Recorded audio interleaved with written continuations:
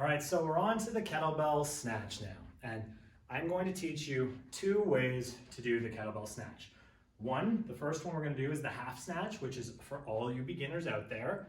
And then the full snatch, which is for anybody that may have been doing this before, has already learned it, wants to improve it, or you feel like you're at that level now to kind of implement this harder part of the exercise to your kettlebell game.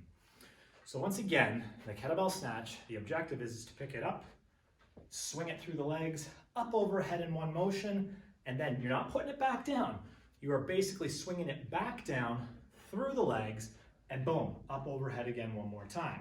Now with the half snatch, where we're going to start you, we actually bring the kettlebell back into rack position because it's a lot easier to swing it back through our legs, up into that overhead snatch, back down to rack position, back into the overhead snatch. After that, we will show you how to do the full snatch, okay? So, here we go. I find teaching this one a little bit easier than the clean and press. I think people can get it pretty quick as long as they listen and pick up on these couple key pointers I'm gonna give you. So, I'm gonna start with a kind of a sideways angle, and I'm just gonna show you how to do the exercise. All right, it's a swing, up, right overhead, back down to the chest, and again, thumb in, up, back down to the chest, back down to the chest, one more, back down to the chest. Things to remember. First and foremost, you have to generate a little bit more power and speed here because we're not going from our belly button anymore and pulling it into rack position. When we swing, we're going to go up, up, up, up, up. I like to say just above shoulder level. So if you guys see that, I'm just above shoulder level with my swing. Then comes the pull. Back, and I put my brake muscles on and I stop. So it's into a swing, up, up, up, up, up, up, up, up, up, up, pull, back, and stop. If you do this correctly, the kettlebell will automatically, once again, through that force that you're creating, you're generating, it's going to flip naturally to the other side of your arm. The key is not to have that death grip, and when you do that pull to this position overhead here, you loosen your grip ever so slightly, allowing the handle and the bell to flip naturally to the other side of your arm.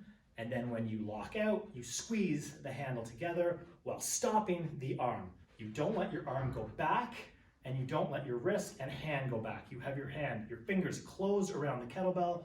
That arm is straight up. It's not out here like this. It's in line with your body, just like that, and back to rack position.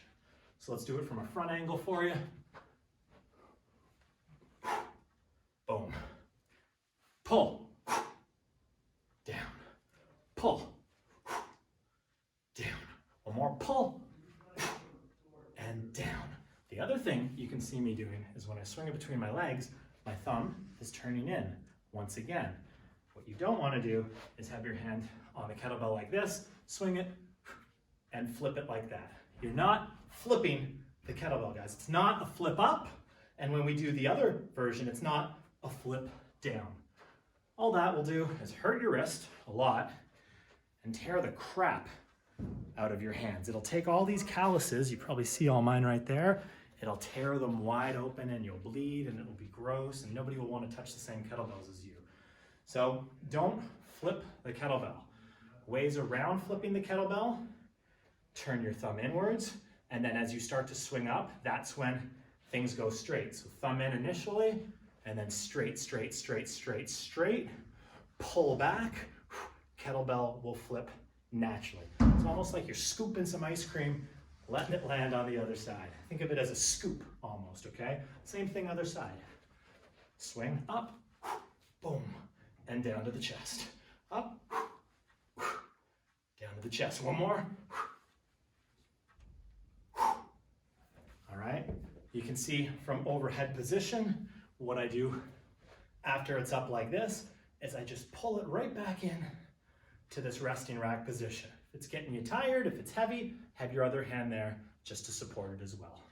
From there, you shoot the kettlebell out into that swing, and then up, overhead, and down. Some people may lift their heel up when they do it.